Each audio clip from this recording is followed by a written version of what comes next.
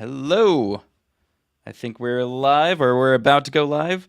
If anyone is already watching, it's always great if you want to let me know in the chat that you can see the screen and hear me. And we're just going to get started in a couple minutes here. I'm going to make sure the stream is starting. There might have been an issue with LinkedIn live streaming right now.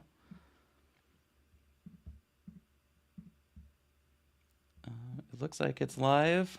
Again, if anyone's watching, you want to just say, hey, yep, I can hear you in the chat. That'd be great. And we're going to get started in just about a minute while everyone's trickling in. And you can let me know. Oh, let me double check.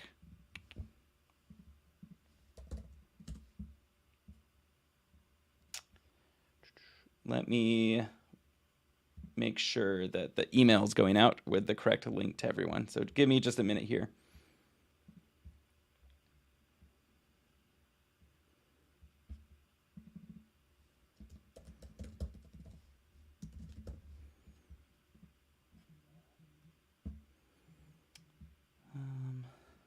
Might just send one email out on Eventbrite to make sure everybody got the link. Usually I schedule an extra one, and I think I forgot.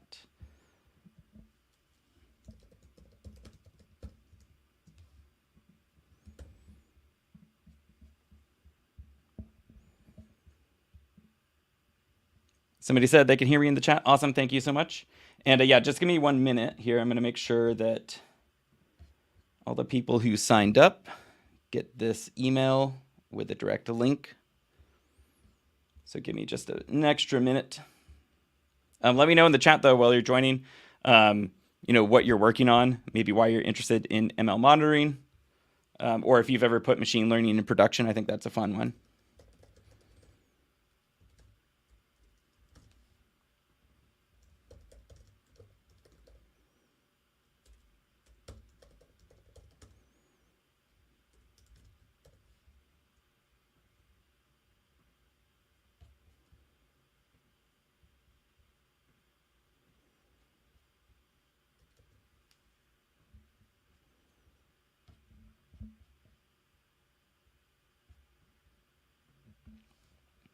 All right, that email should be out now.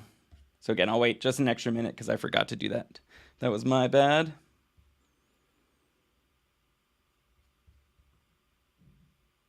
I see several people here though, welcome. While we're waiting, just again, just give me a minute or two for people to join in. Let us know in the chat maybe why you're interested in ML monitoring, AI observability.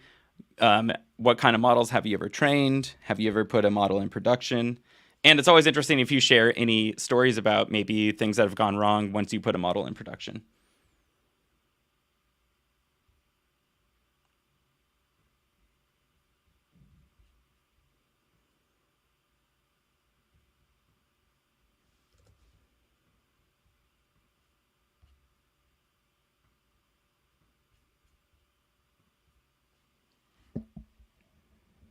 Awesome. All right, cool. I see some other people joining. Again, we'll get started in just a minute. And just to make sure, I think people said they could hear me, so that's great. Someone said they just got started learning about MLOps and find YLabs in the process. Awesome. Yeah, we're part of the monitoring process, so I'm not sure what else you've done in the MLOps process. There's a lot of stuff that can be in there. And it's interesting. Like I've also worked with, building pipelines for companies, and it's interesting. You always run into some sort of problem that ML monitoring kind of takes care of. And in fact, it's one thing I always recommend for people, especially if they want to iterate quickly on their models when they're in production, which is usually something a lot of companies want to do, is you need some form of monitoring. And we'll talk more about that, obviously, today. Someone said they're working on credit-related models and need to move them in production. But model monitoring is an area of concern. Awesome. And one cool thing about, we're going to use YLogs and YLabs. And again, we'll get started very soon here and we'll talk way more about it. One cool thing about YLogs and YLabs for ML monitoring is we just use summary statistics of the data. So you're not actually moving raw data around, which some people in like the finance industry and healthcare industry find very important.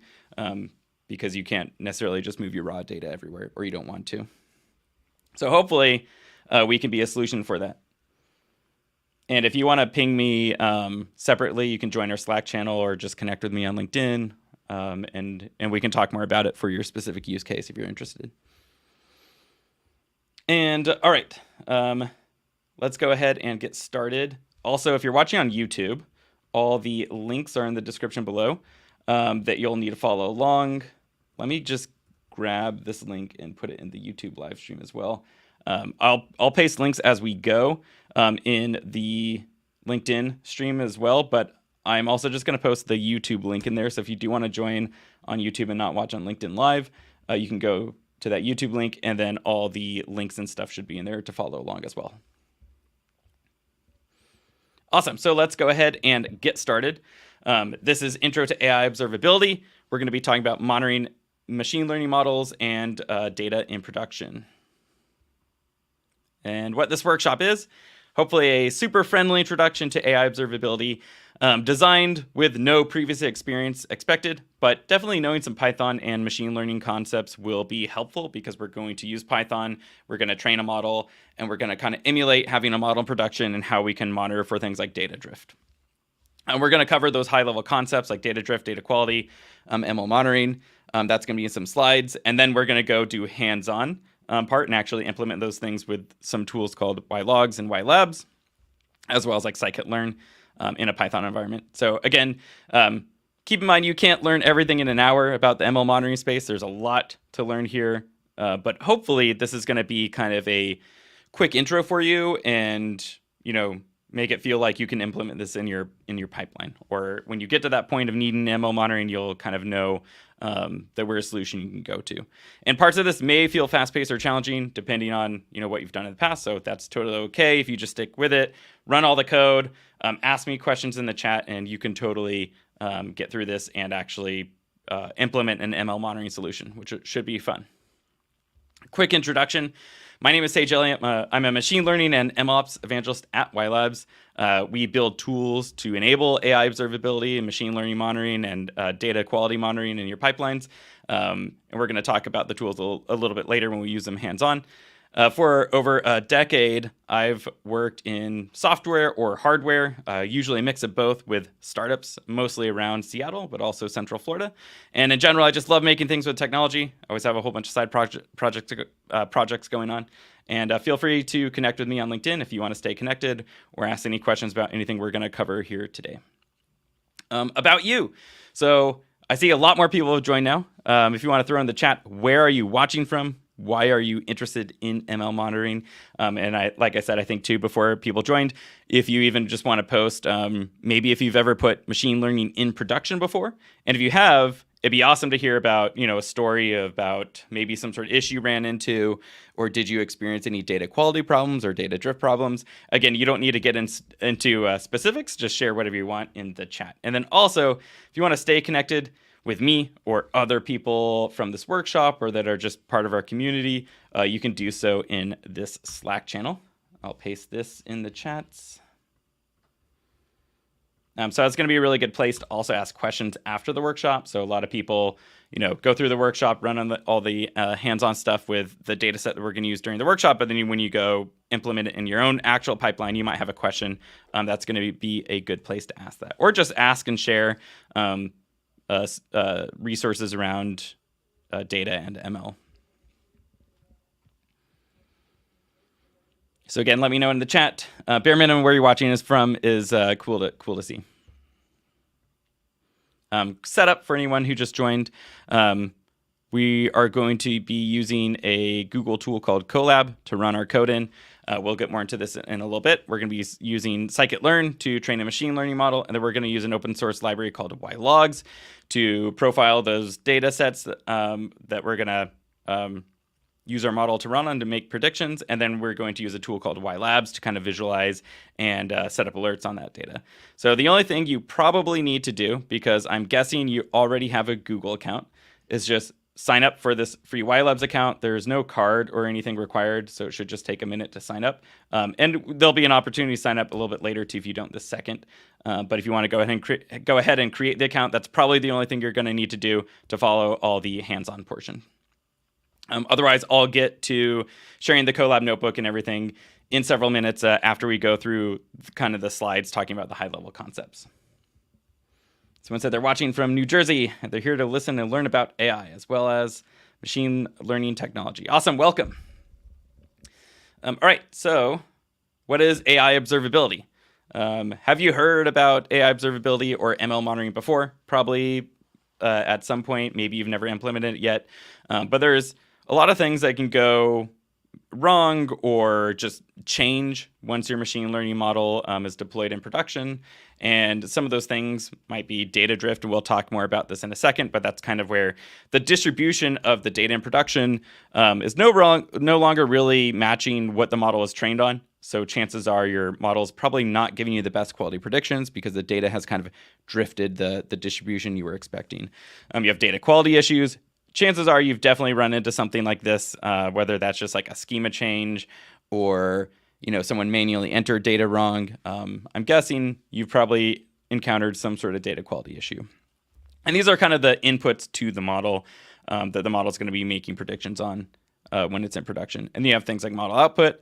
Is it still relevant to the predictions it should be making today? And again, we'll talk more about these in a little bit more detail in a second.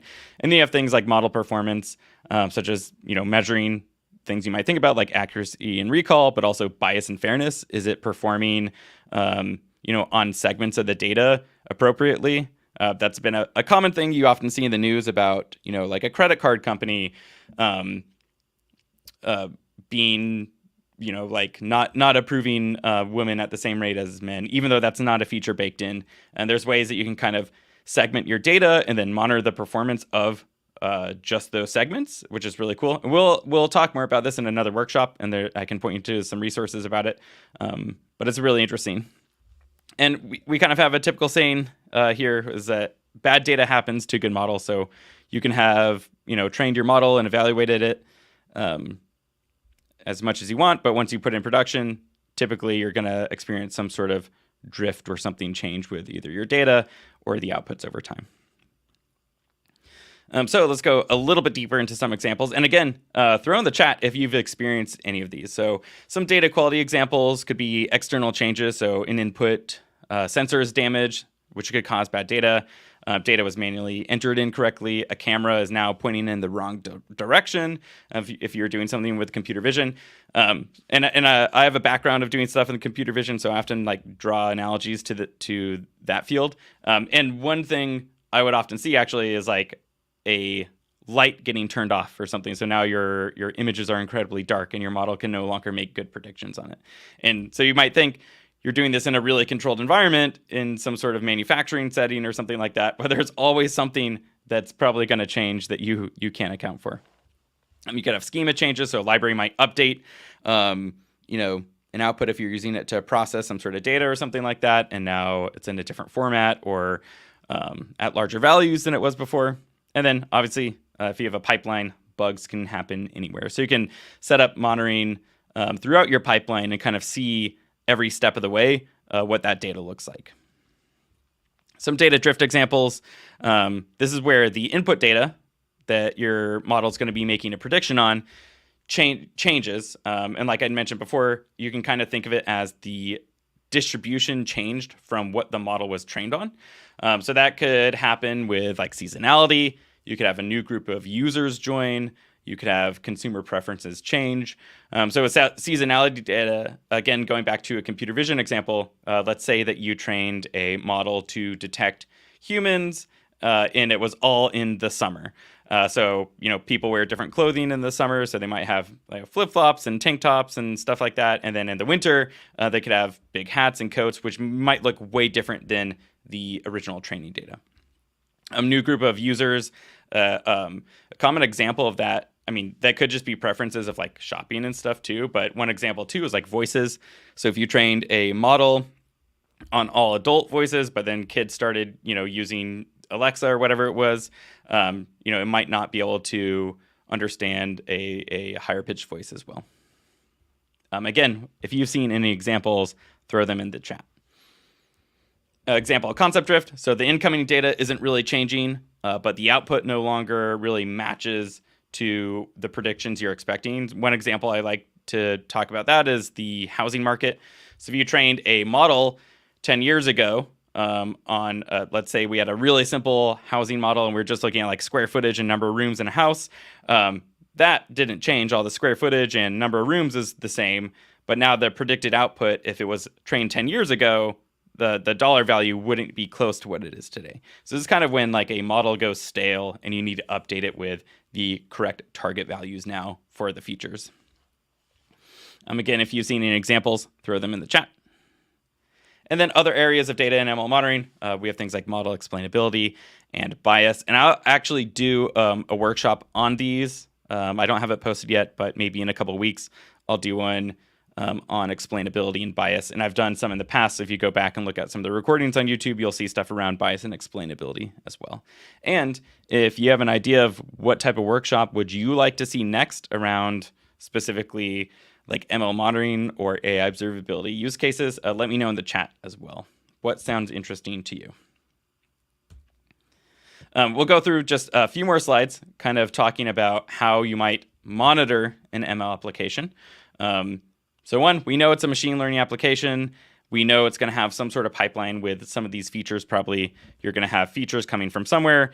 You're going to have a model endpoint. So the model's going to take inputs and then have some sort of output. And then with that, you can get performance like the predictions from the model.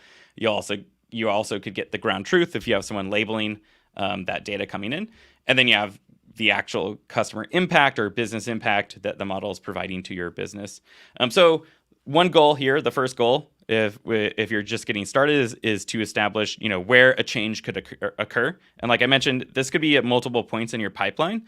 But at a bare minimum, if you don't know where to start and you're looking to just get started, I always recommend monitoring the inputs to your model. So that's like the data, monitoring for data quality and data drift. And then performance, getting ground truth is ideal to actually understand like performance, like F1 score accuracy, but that's not always available, at least not immediately. You usually have to have someone label that.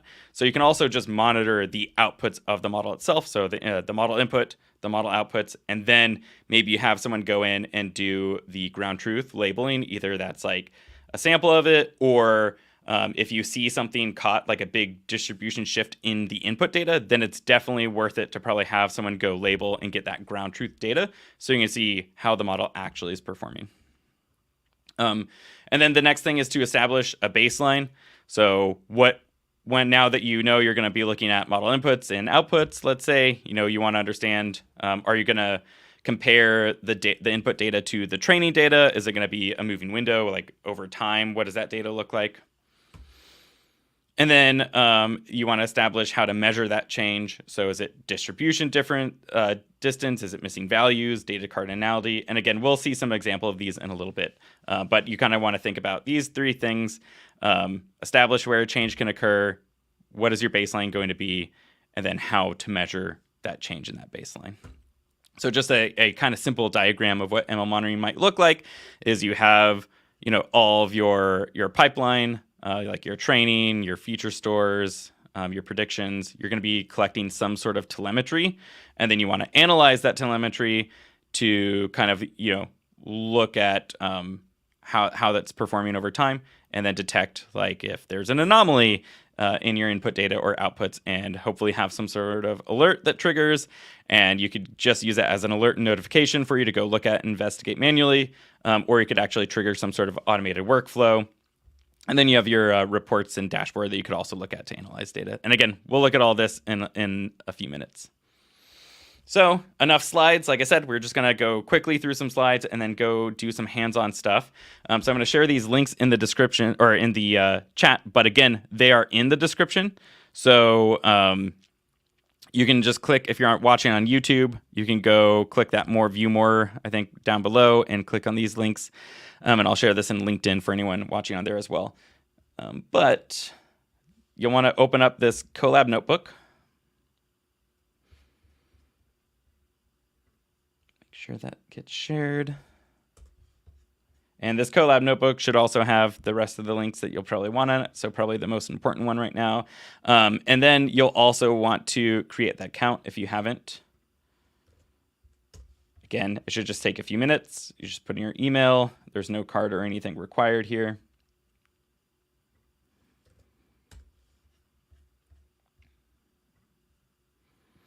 And then we have a survey. So once you go ahead, sign up for the account, open up the Colab link. We have a survey here.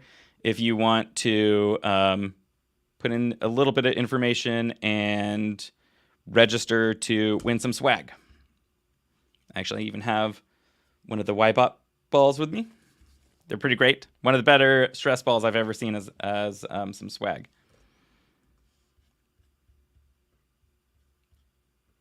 All right, so I'm going to get off the slides. I'm going to go to that Colab notebook.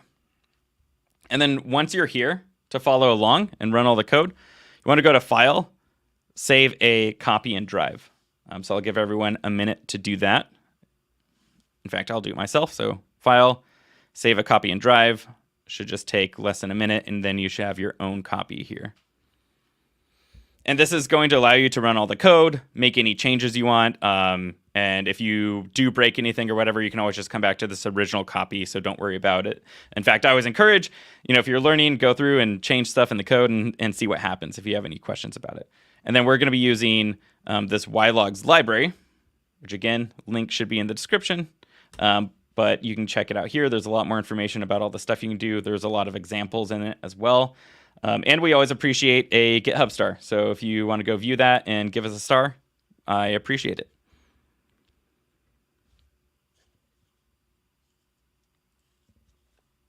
Let me zoom in a little bit. Can everyone see this okay? Is that good?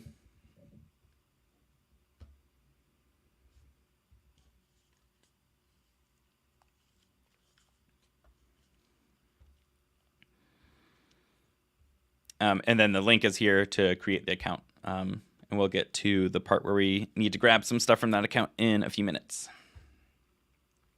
All right, so this is Google Colab. It's essentially Google's way of hosting a Jupyter notebook. If you've never used a Jupyter notebook before, it's a really popular tool to use as a data scientist or machine learning engineer.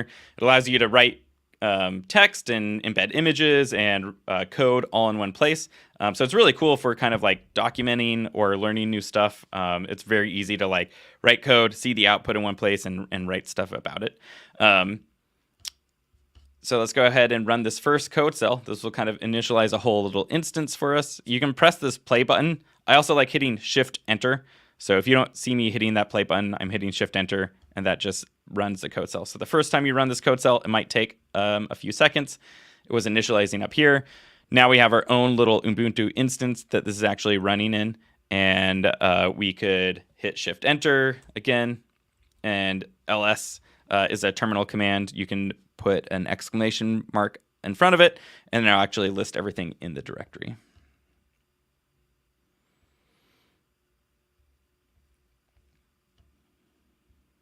And then let's do one pip install.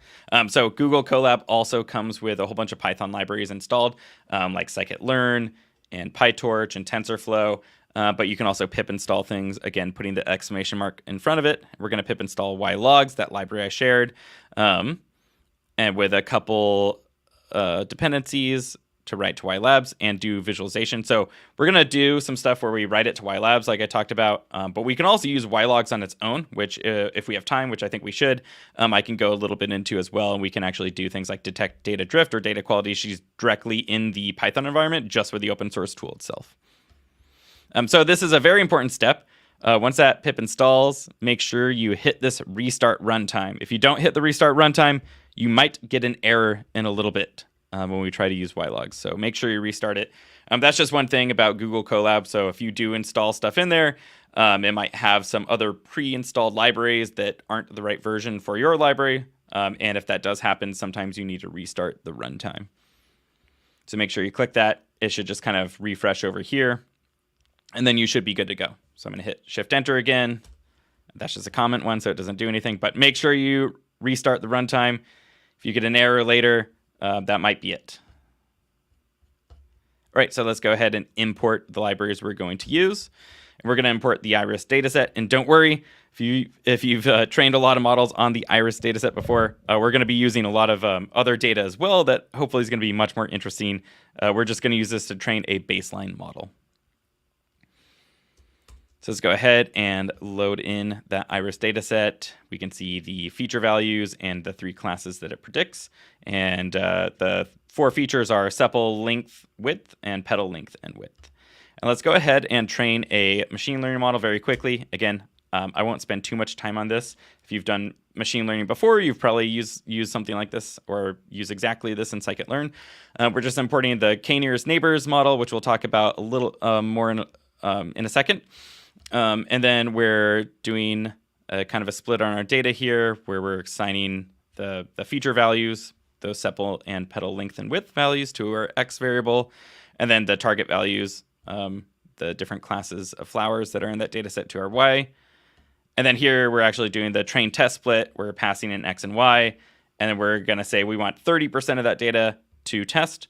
And stratify just means we're going to try to evenly distribute those 3 classes as much as we can into the training data, so it's not overfitted on any specific class there.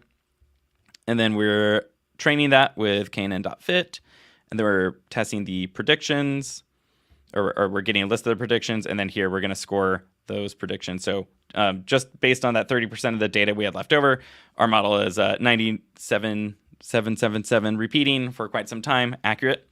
And then just a quick intuition about how a KNN model works. As you have a new piece of data, and it kind of maps, what data belongs to different classes. And this new black dot here, if this came in and it had a sepal length and petal width of this value, in our case, this is set to look at the 4 closest neighbors, and 3 of them are versicolor, and 1 is Virginica. What do you think it would predict the class that it belongs to? It would be the one with the majority that's closest to it, so it would be versicolor. And this is just important to kind of understand how to debug your model. So in a little bit, it'll get more interesting, and we're going to look at some data that, spoiler alert, might have some issues, and then we'll kind of see how to debug our model in production. All right, so let's go ahead and run this code cell. This looks a little crazy. All we're doing is just importing some CSV files and creating 2 lists here. One contains all the data frames with just those feature values, the sepal and petal length and width. And then the other one contains the target. So we're going to use this later as getting our ground truth. But we just want to have a list of these data sets that just contain the feature value. So it looks like this. And we're going to run these or use these to make predictions with our model in a little bit. But you can see they contain just these 4 values, sepal and petal length and width. All right, so let's create our first log with YLogs. Like I mentioned, YLogs is an open source library for logging data, pretty much of any kind. So you can imagine we have a whole bunch of cool stuff built in there to use with embeddings and images and stuff like that. But really, if you can imagine getting some sort of metric and putting it in some sort of Python dictionary or a data frame, you can log that with YLogs, which is pretty cool. And like I had mentioned at the beginning, it just contains summary statistics. We'll see exactly what it contains in a minute, but it doesn't actually take all your raw data and move it anywhere to like YLabs. It's just like the min, the max, the mean, a little bit more than that. But with all that summary statistical data, you can actually do a lot with it, like track data drift or data quality issues. And we'll see how in a minute. But I also just want to highlight that it's easy to integrate into probably your existing pipeline or anyone that you're going to build out. It runs in a Python environment. We have a Java version as well. And then it's easy to basically, like I said, you could pass in any type of Python dictionary type object or a data frame to log it. And again, you can go to the GitHub, and I link down here as well. There's a whole bunch of examples too. So like if you're going to use Flask or BentoML or something like that in production, you can do so there. So let's create our first profile and take a look at it. So we're just passing in one of those data frames that we made up above to this y.log function. we're going to turn that into a profile view, and we're going to look at that in pandas. So this is what is actually contained in a YLogs profile for our tabular data set here. We have a cardinality estimate, so it estimates there's about 42 unique values for petal length, less for these other ones. So these are each of those feature columns on the side here. And then we can scroll over. We can see that all these had 150 count for this profile. So there's 150 rows, and each of those columns had values in them.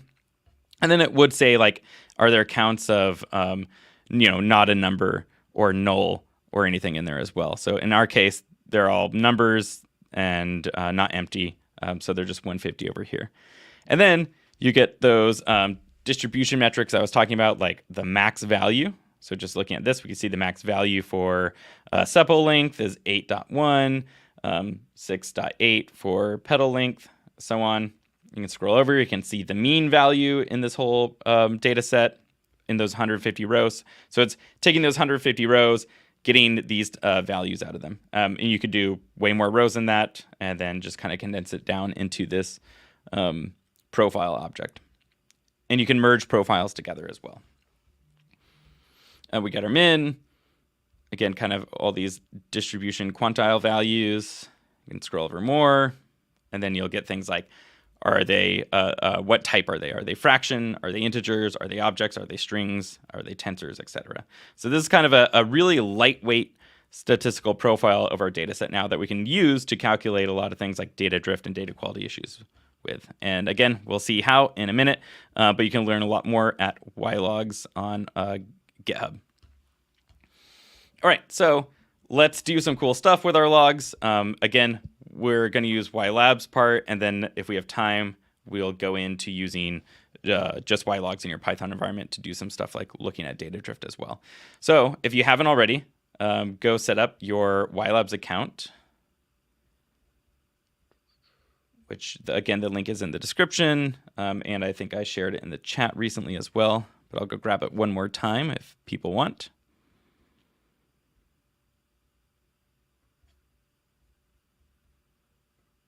And I'll share it in the chat because we're going to be using this in our next step.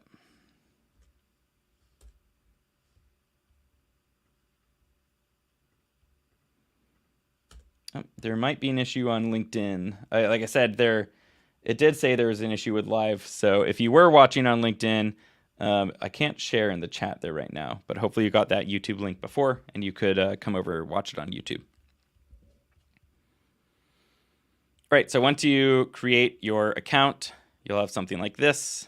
And I'm actually going to go ahead and delete some of these projects because I forgot to. But if you just came in, you might have a couple kind of toy models in here. You can hit Create Project, go to Setup Model, and then I need to delete some of my models. So I'm going to go ahead and do that from the screen. And you might have a couple extra ones in there. Feel free to delete them as well. So again, if I went too fast there, you're on your home screen. Go ahead and hit Create Project. And then go to Setup Model. And then give it a name. I'll just call this Iris. You could call it whatever you want. And then we're going to be using a classification model. So select that. And then by default, the batch is daily. So this is going to kind of give you an alert or look for anomalies in every 24 hours. We're going to hit add model or data sets. So now you'll see you have this model number here. My model number is 152. Yours is probably much lower. Might be like 0 or 1. Oops, the light's turned off. Let me go. Well, if you can see me okay, I think it's fine. All right. So go to your copy here and copy in that model ID. Again, mine is 152, but yours is probably 0 or 1 or much lower. I also saw a whole bunch of people just join in a little bit later. And if you want a copy of the Colab notebook that we're going through right now, you can access it in the description on YouTube. And we're not too far into it, so you can kind of catch up by running the code in there. All right, now back to our YLabs platform. I'm going to go to this access token tab and then give our access token a name. Again, I'll just call this Iris. You could call it whatever you want. Create access token. And this gives us this long API key. You can just hit copy there and then paste it in this API key section. And then we just want one more thing as our org ID. That's in a couple places in this page. You can just copy it from here or copy from here and paste it in. And make sure you didn't copy over any spaces or new line characters by mistake. So it should look something like this. You have your org ID, your access key, and your model ID. Let me know. I'll pause for a minute if you are creating that account and getting those keys. But let me know if you need me to cover how to get them again. Once you create that new project, you'll be in this type of screen where you'll be at this model and ID section. You just get the model ID here. And then from that screen, there's all these tabs up here. And you just want to go to that access token one and create the access token and get the org ID from here. But I will give everyone a minute to catch up.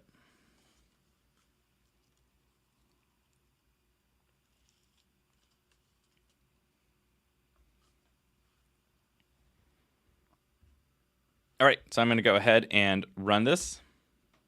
Again, let me know if you need me to go back about how to get anything. And then we're going to import a YLabs writer. And we'll just write a single profile right now. And then we're going to write a backlog of profiles. So we'll get to see something more interesting in a second. But just want to show it's only a few lines of code here. We're just initializing our writer. We're logging the profile like we did before. And then we're just using the writer to send that profile to YLabs now that we have our keys set. So if I go into YLabs now, and I'll just go back to the home screen here. We have our new Iris project I can click into. And we can see some things on our screen like the number of rows. There's 150 rows written and 4 features. And we'll go back, we'll go into this profile section.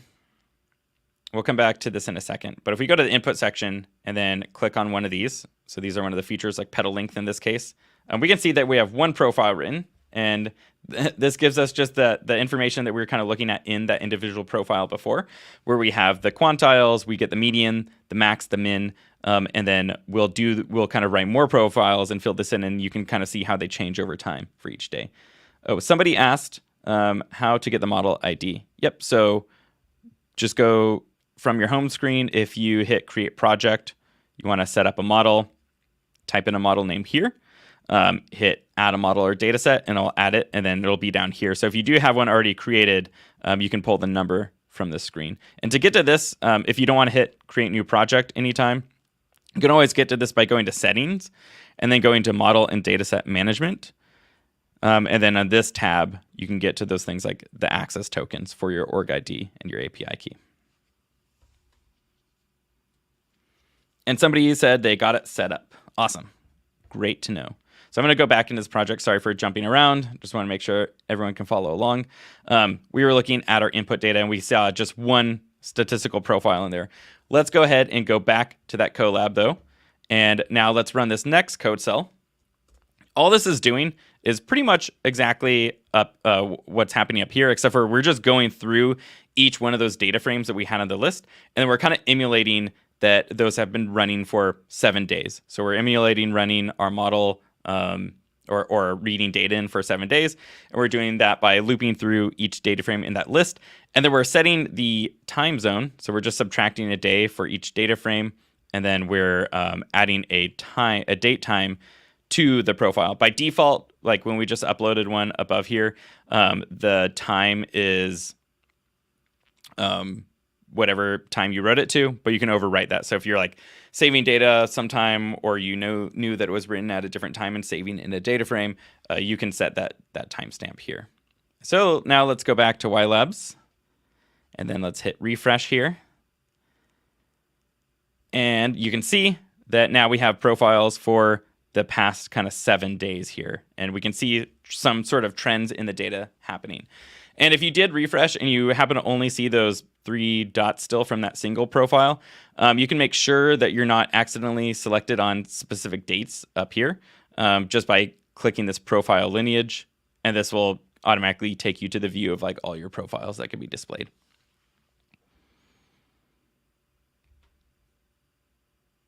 Somebody said showed an error when they ran.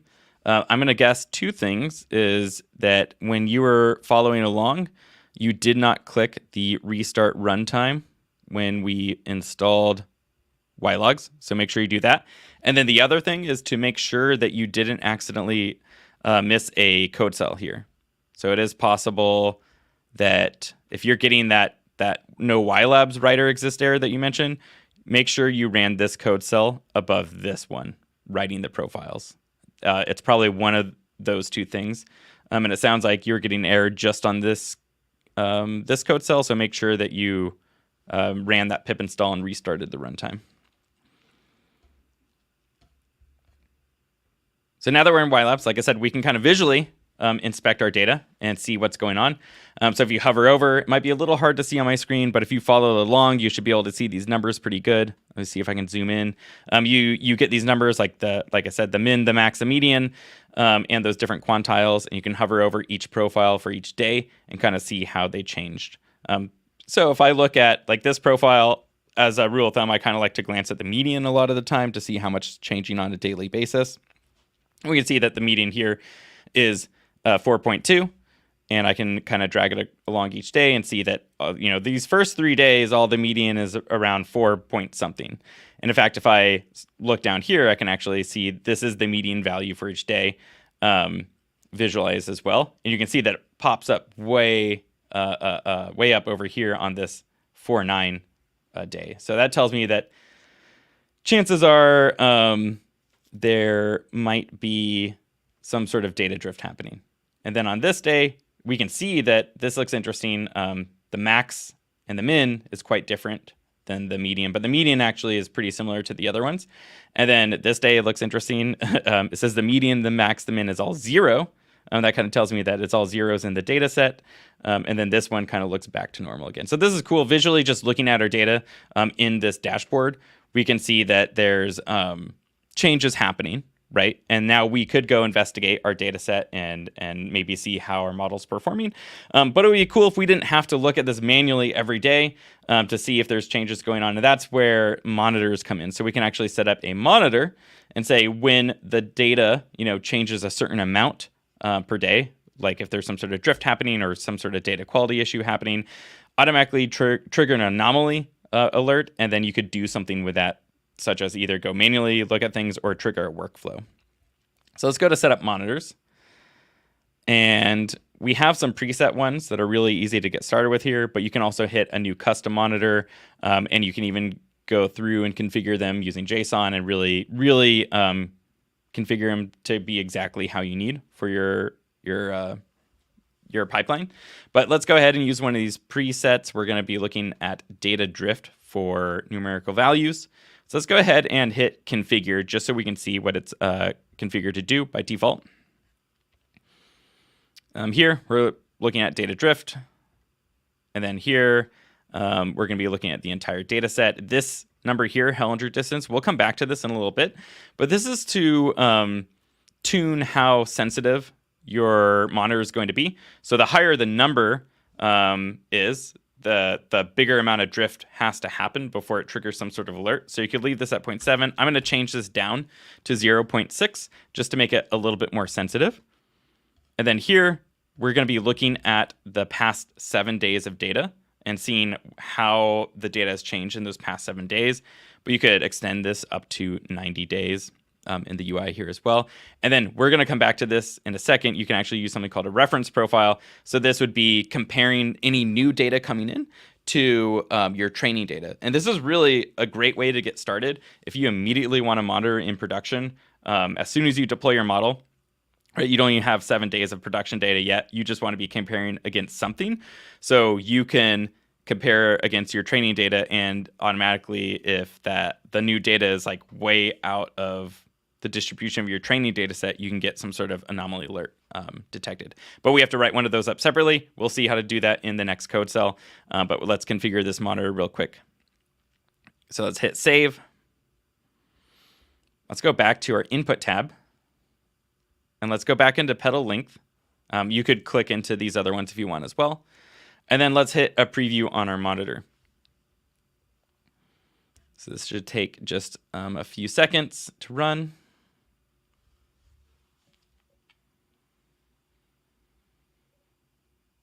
And we can see that 2 are triggered right now. And they're the ones that when we were hovering over and looking at that median, or if we're just looking down here at the median change, we can see that the 2 that triggered right now are the most drastic ones. So this median value went really high, this median value went really low. And then even though we can see the max and min in this data is different than the other data sets, maybe it's just kind of one-off values there, and the median is actually pretty similar ish to the other profile. So it actually didn't trigger our drift at that 0.6 value. But we could tune our monitor to be more sensitive and catch it, because now that we have the monitor up, we have a new value in this box called drift distance. So again, I can kind of zoom in and you can see it. So this drift distance is really high at 0.922. This one's 0.547. This one, it's off my screen when I'm zoomed in, is 0.8. And then if I look at these kind of normal ones, the drift distance is super low because, sure, the distribution is a little bit changed for each day, but not that much. So let's go back to our code cell, and this next one will write up that reference profile. And if I go back to our monitor manager, I can go edit this monitor. And instead of looking at that 7-day window, I can now do a reference profile. I'll hit save. Go back to my input data, go back to the petal length, close that old preview, and then I'll hit preview now using that reference profile. And now we can see with me tweaking it down there to that 6 value, 0.6, on the reference profile, all these drift values are higher. And it was triggered. Let me catch up. There's a couple questions in chat. And let me know if you have any other questions in the chat right now as well. But I'm going to catch up with, I think, people were wondering how to get their API token. It said there are no active tokens to show. To get your API token, let's go back to settings. You should be on this tab, and if it says there's no tokens to show, it's because you haven't created one yet. So just give your token a name. It could be Iris. You could throw the date on it if you want, and then hit create access token, and then you'll get this token up here, and you can copy it just with this button. And then the org ID, again, same page right here. And then getting that model ID was when you created a model, which if you didn't, just type in a name here, select classification model, click this add model or datasets, and then you'll have a model listed here with a model ID. Somebody said, how do you trigger the monitor from the inputs tab? Do I need to run a Jupyter cell? If you haven't followed along yet, which I think you mentioned that you were, so you need to push up the data into YLabs, but you don't need to trigger the monitor from a Jupyter cell. That's all from here. So for back in our input data, you have this preview now button. But you need to set up a monitor. So if you didn't have a monitor, it should say like take me to monitor page or something, and it takes you over here, or sorry, it takes you to this preset page. And you could hit enable with one click right now if you just want to experiment, or we did it by going into configure and then looking at how to configure one. And then here, I forgot to mention too, this last one is how you get notifications. So email, Slack is how a lot of people like to do it if you're just getting notified. And then we have a PagerDuty integration. Oh, someone said they think they ran the backfill cell too early. Cool. Yeah, no worries. And sometimes it takes a minute, especially from Colab. Colab can hang up or something occasionally. So run that backfill one. And if the data didn't show up yet, just wait a minute. And then one thing too, if you're on this data tab, like I said, you might have accidentally clicked in a way where you're just looking at like one day, which is cool that you can do this. You can drill down into just single days or a couple days if you want. But to look at kind of the start to end of your profiles, you can click this profile lineage little button here, and that'll bring you to this view. So that could have happened as well. But like I was mentioning, you can integrate with PagerDuty to kick off some sort of automated job or have data annotators come in and annotate data. So I did a cool workshop on this actually of like monitoring images for data drift. So when something drastically changed, I said, hey, drift happened, but typically we'll want to go get ground truth to see like how the model's performing now that the data drifted. And then often, if the model isn't performing as well, you'll want to retrain your model with that new data, with that new annotated data. So you can kick off a job that if the data drifts, have annotators go, perform data annotation, and then you can look at the overall performance, which we'll see in a minute. And then if that performance like did decrease a lot, you could use that newly annotated data to train a model, deploy that new model, and then you could even compare that new model versus the old model in here using something like shadow deployment. And then if it is improved, automatically deploy it. So there's a lot of really cool stuff you can do by integrating something like data drift monitoring and performance monitoring into your pipeline and kind of have these cool automated steps. Or you can throw a human in the loop anywhere in there. Like if you did that whole thing about automating data annotation and then deploying a model, and then you could have that performance monitored and then be the human in the loop to actually switch over to the newer model if you think it improved. Someone said they still have 3 dots while previewing the data. Either you should click this button and it'll take you to the whole lineage, or maybe you didn't run this code cell yet, which kind of backfills that data. So make sure this code cell ran. If you just ran it, just wait a minute and make sure that it's uploaded. Also try refreshing. So if you did run that code cell, hit refresh and then click over here, and that should fix your issue. Let me know if it did not. All right, so while you're looking at that though, I'm gonna keep moving on. So let's go ahead and look at logging output. So the only difference about logging output specifically in our case here is that we just want to have the word output in our data frame. So in this case, I am running each of those batches of data into our model, and then I'm just appending the probability and class output from the model itself into this data frame. And there's different ways you could do this in production. For example, you might be making predictions all in the same place. Like here's an example of using this like BentoML, and I'm making predictions and getting the raw data at once, and then I put those into a single Python object and then write them up. Just for this workshop, I broke it out to kind of do inputs and outputs separately. But you could do this as flexible as you want. But in this case, now we're just looping through, again, all those data frames, making predictions on them with our model. And then we're appending that to a data frame so we can kind of keep using this as we go, look at these different metrics. Next, we're going to be throwing ground truth in here as well. So now we have this data frame, we have our features, we have our class output that's predicted from the model, and the probability that that model's assigning to that class. Like it's 100% sure, or it's like 50% sure that's the case. And then just like before, we're initializing our YLabs writer. We're going to loop through each of these data frames. And then we're just passing in these 2 values though, just the predicted class and the probability. So now if we go back to YLabs and we go to this outputs tab, you'll see this. And so you could store these in the inputs tab as well. By default, if you just name it without the word output, it'll end up in the inputs tab. If you name that column with output or outputs, it'll show up here. And the reason why this is very valuable to separate them is probably mainly like if you have a ton of features, like in this case, we only have 4 features. But if you had 100 features or something, it might be hard to read stuff in here. So you have this output tab, and then there's some capabilities that come later on that you can kind of correlate outputs to input distribution drift. But let's just look at our outputs here. We have the predicted classes. So just looking at these frequent items, this could be interesting. These look normal, as in like they all look very similar together.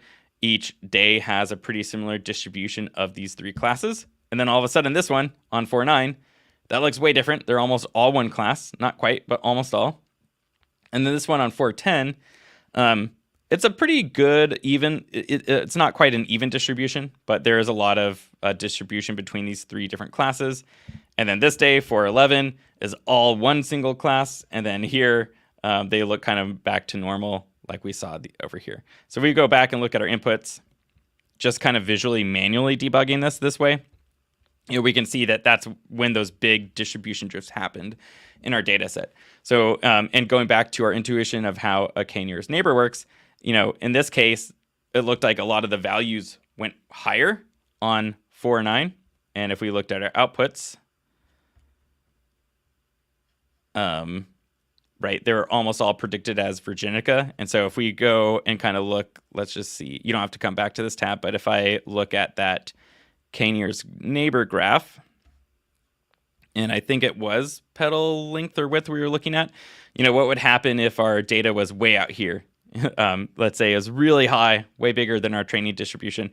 Well, it's still just looking at the 4 closest neighbors and then making a prediction based on that. So even if it was way outside of our training data, it's just looking at the 4 closest in this case, because that's how KNN works, and then predicting that it's Virginica, which is interesting.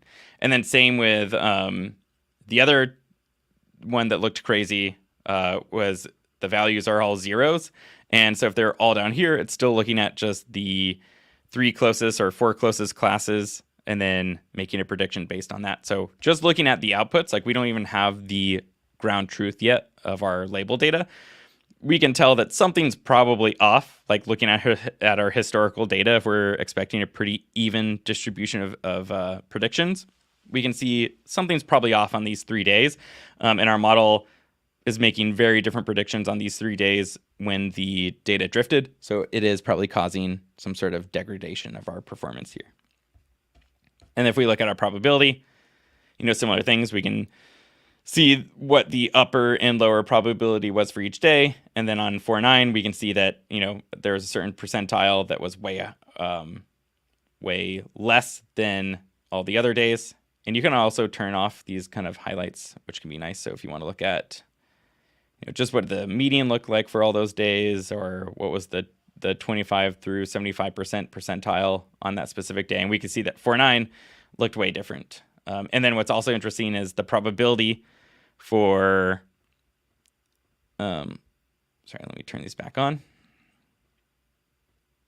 The probability for 4.11, the one where it's all zeros, just went up to 100%. Like it didn't have any variation, and that's because they were all zeros. And again, just the confidence score can tell us something might be off there too. Like, why is it 100% sure all the time? And that's because it was all zeros, and it's just like, oh, nothing else is even close to this.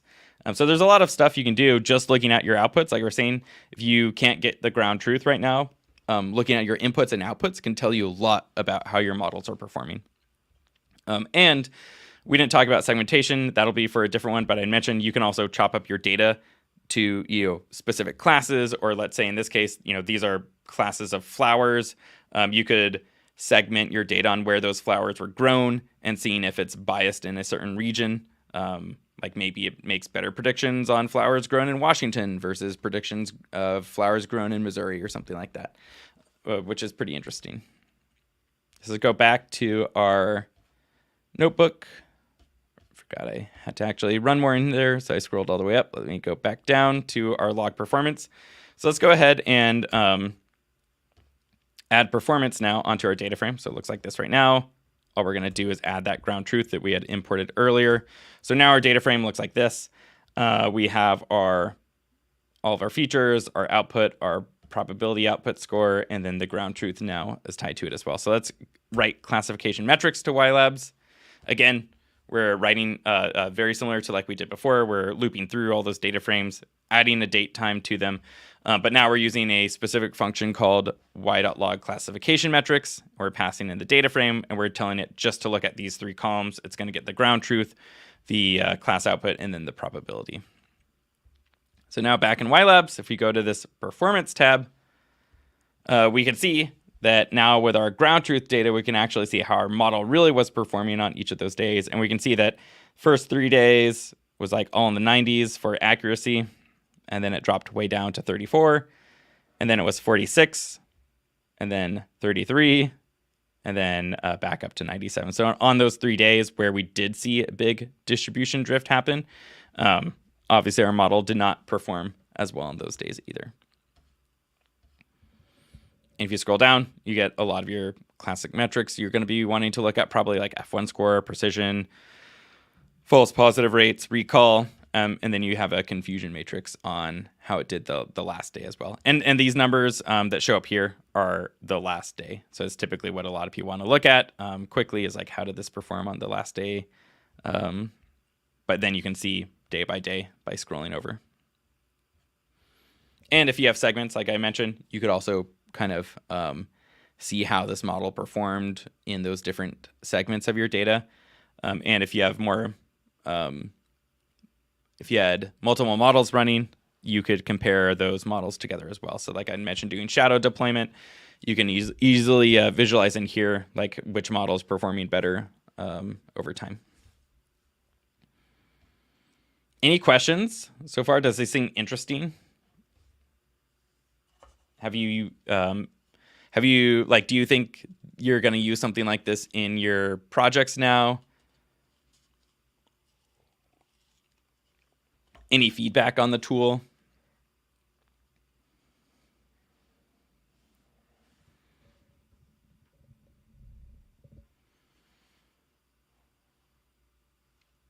Someone asked, is there ways to monitor and configure projects integrations via an API? Yes. You can do it in the API. I think we have some examples for it. Again, if you message me, I can send those examples to you.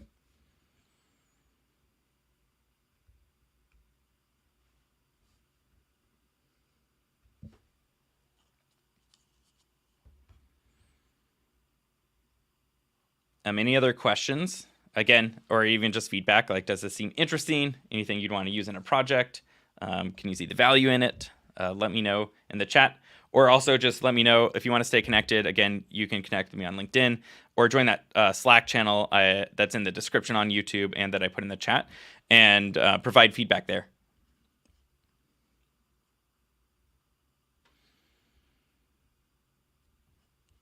All right, so I'm going to go back to our notebook. There's a couple things I'll just show off real quickly since we're over kind of the hour, but there's still a lot of people here. And I saw just more people join in. So again, if you're just joining in, there's links to the Colab notebook and YLabs and everything like that in the description, and you can sign up there or create the notebook or open up the notebook and then save a copy in Drive, and you can run through. Someone said it looks very interesting, and as a matter of fact, they're having their master's degree final project beginning soon. Awesome. And you want to monitor data and hardware usage. Oh yeah, so that's actually a cool use case that has, it's been something I want to make an example around, is monitoring hardware usage in here. So like, people hear the word performance with machine learning and usually think of things like accuracy and stuff like that. But you can also look at performance as in like how, how quickly is the model running on hardware. And that is something you could do in here too. So if you are, like I said, if you want to log kind of any number that you can put into like a Python dictionary or data frame, it's something that you could log in YLogs.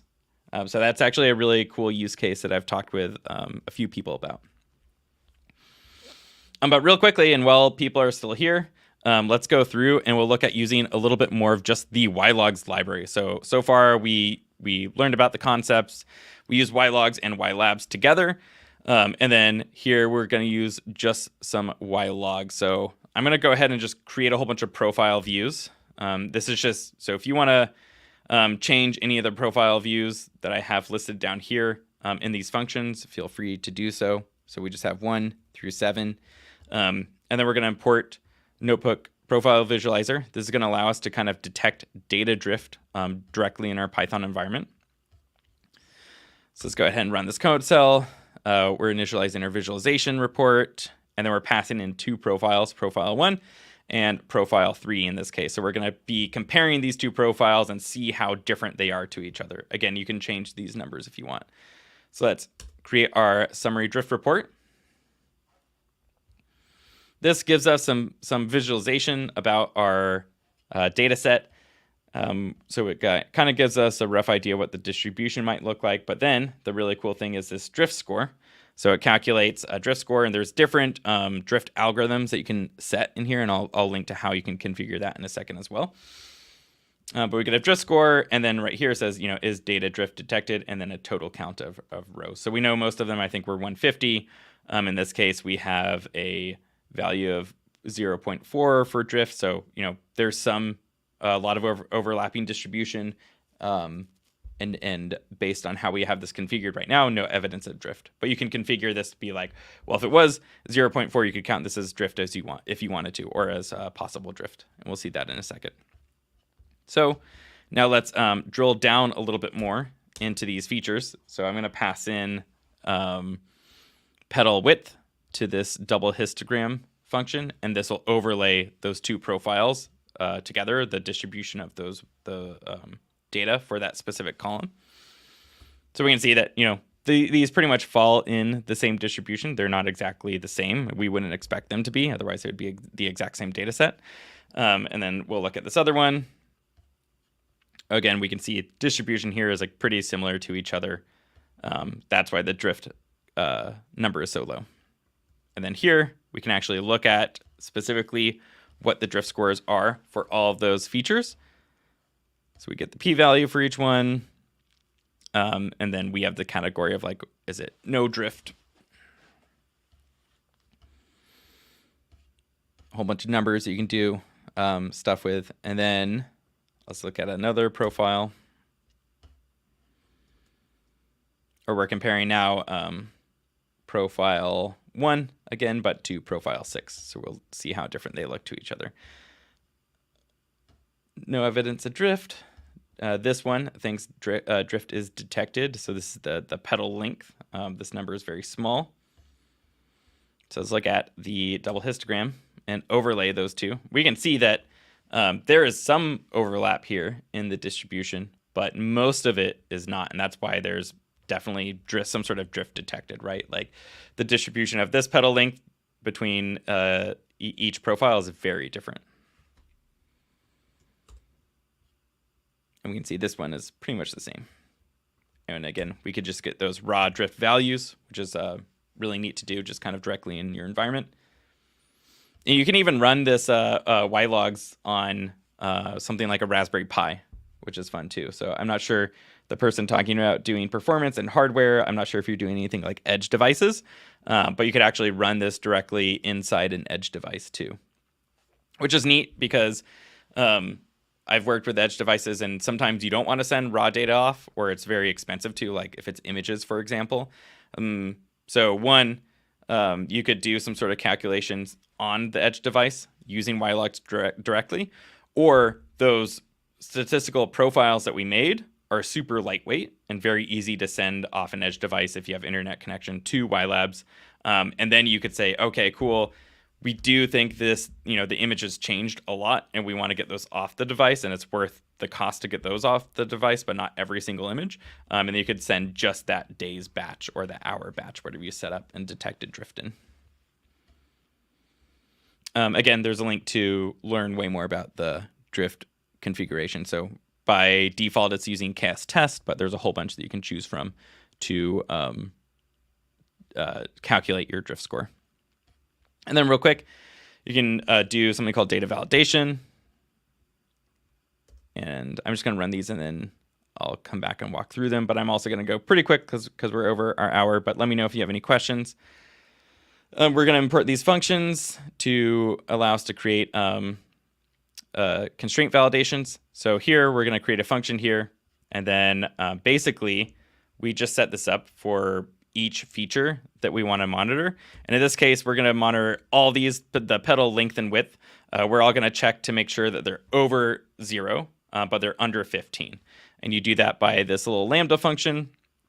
And we'll see a profile again in a second. But if you remember, you had things like the distribution that came in that profile, like the min, the max, etc.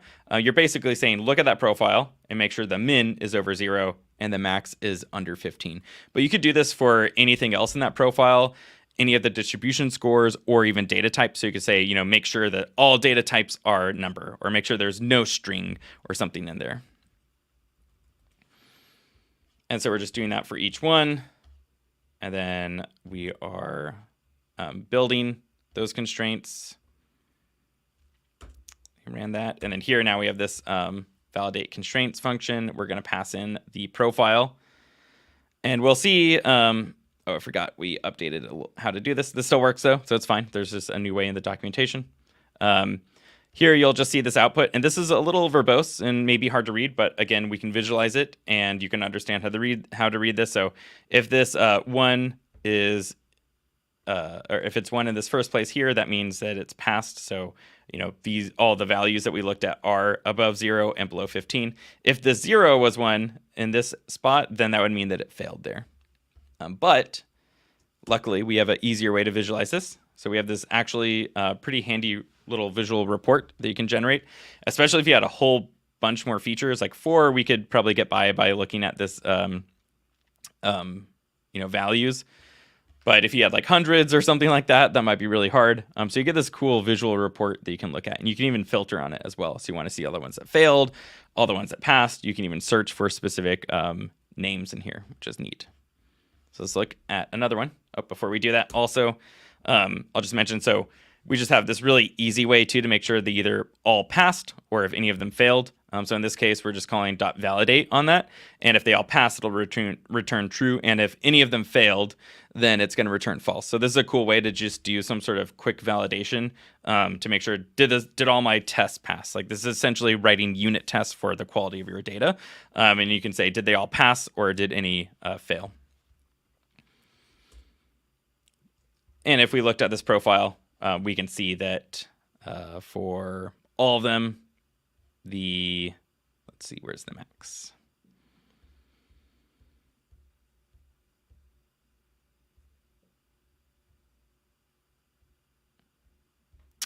That all the max values here are below 15, and all the min values are greater than 0. So if we look at one more profile, again, I'm just going to go pretty quickly through this. They all failed. And again, we can call that .validate on that function. It says, yeah, at least one of them failed. So like, don't do the next step in your pipeline is how you could use it. And if we look at this profile, we can see that the max or the min here is all 0. Actually, everything is 0. This is that profile where everything are 0. So with that little unit test, we caught it, right? And so you could actually write something in your pipeline using YLogs to not even maybe make predictions if it doesn't pass that quality check. So we were looking at our outputs. We had things that were all 0s and they were all getting predicted into a certain class. But you might want to write some sort of unit test on your data set before you even make your model predictions. And then that's all I'm going to walk through in the notebook tonight, but there is another section if you do want to go look at monitoring for bias and fairness. You can expand this, and this actually has the code and stuff to upload profiles to YLabs and segment out that data. So if that segmentation feature actually seemed pretty interesting to you, you can go ahead and expand this and run all that code there if you want to. But that's all I'm going to walk through tonight, and I know we're over our hour, and there's still quite a few people here, so it must be somewhat interesting. Thank you for sticking around and asking all the great questions. And I will be hanging around for a little bit more, so if you do have any other questions, let me know, or if you just want to say it was interesting and that actually seems useful and something like you'd want to use if you're putting machine learning in production, let me know in the chat as well. And again, I'll share that survey link if you didn't take it. You can do a very quick survey. I think it's just like 3 questions if you want a chance to win some swag.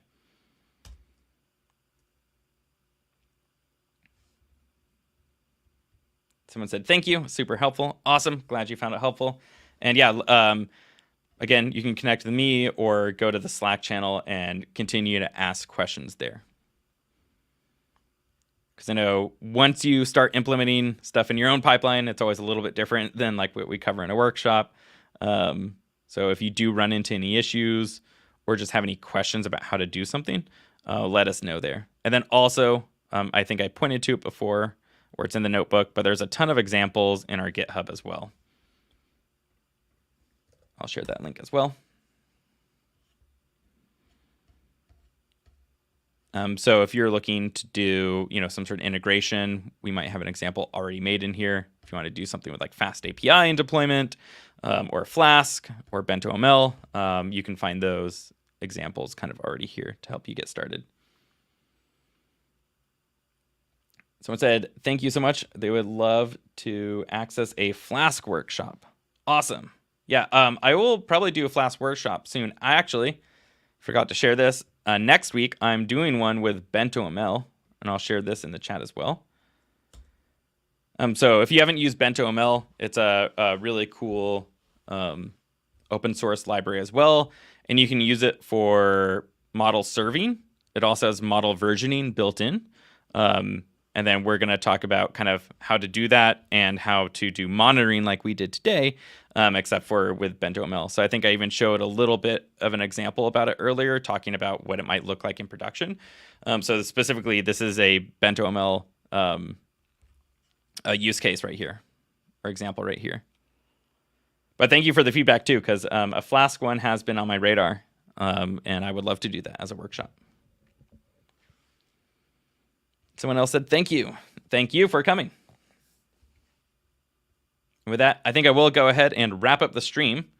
If you do have any questions, though, like I have mentioned a lot, join the Slack channel, ask them there.